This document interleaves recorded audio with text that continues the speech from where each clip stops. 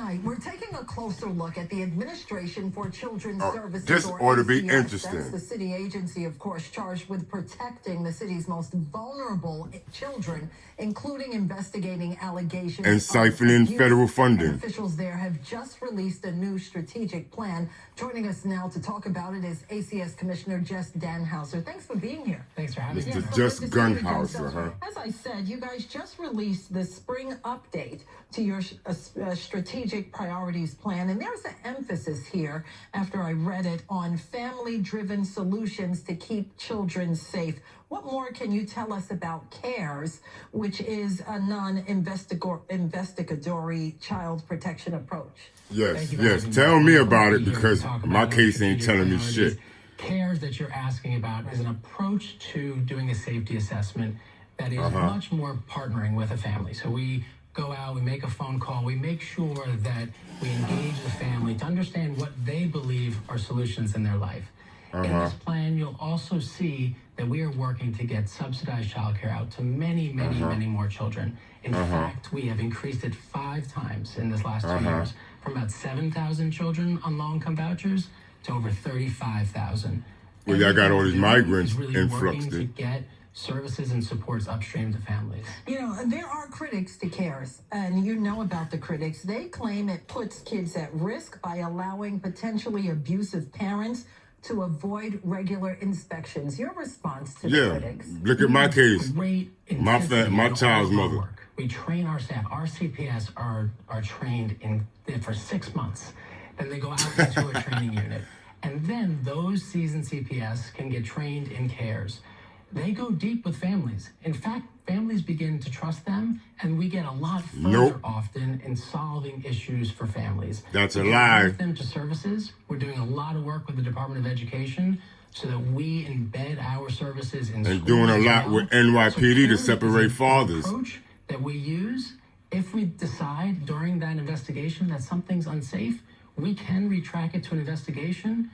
But we are doing really well with CARES, and we're finding great outcomes for families.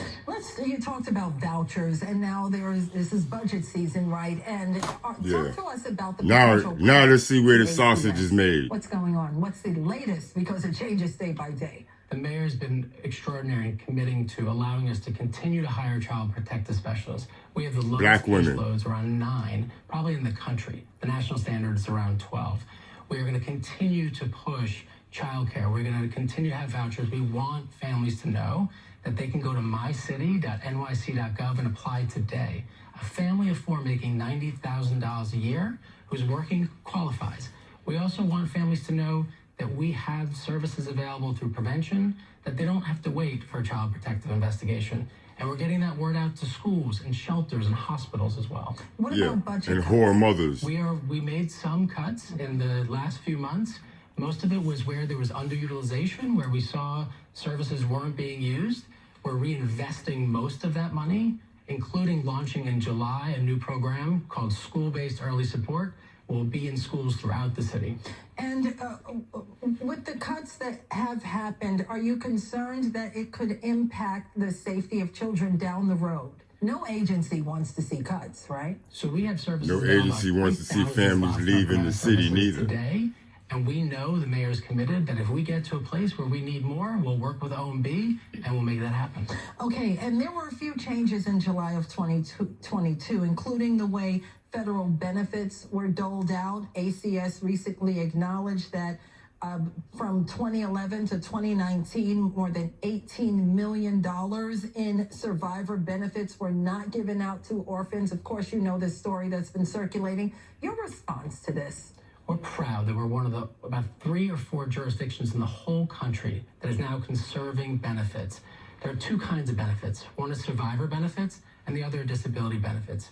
We're now conserving those benefits for young people in foster care. We've conserved over $3 million.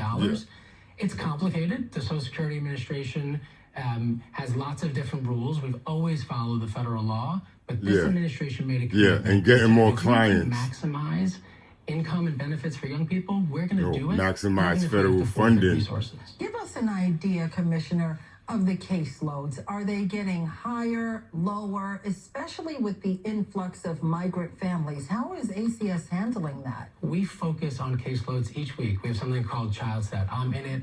I'm making sure that we understand what's going on, not only citywide, but borough by borough.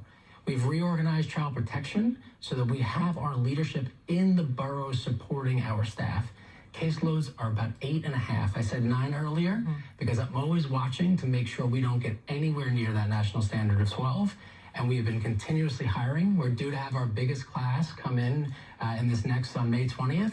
And we continue to attract wonderful people to do this important work. What about the migrant children? Have you had any reports of children? They seem to be the most vulnerable group of all, right? Because they're hard to track. They're constantly moving. Have they had any interaction with ACS to your knowledge? So as you know, we have a wonderful array of community-based organizations that we contract with.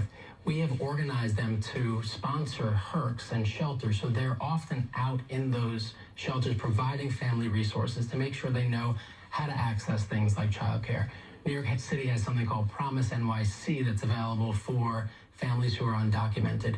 We have seen some young people come to us. There's been about a doubling of young people who've come to us as destitute children. So they're 16 or 17 and they're in the country alone. We take them into foster care and provide them all the benefits any other young person in foster care will get. Okay, well, we appreciate the update. Black Girl Power. Thank you, and we hope Black to see Girl you again. Power. Yes, Commissioner Jeff Danhauser. Appreciate your time. Yeah, Mr. Danhauser, I'll be reaching out to you World War shortly. II veteran has died, Lawton Corbett.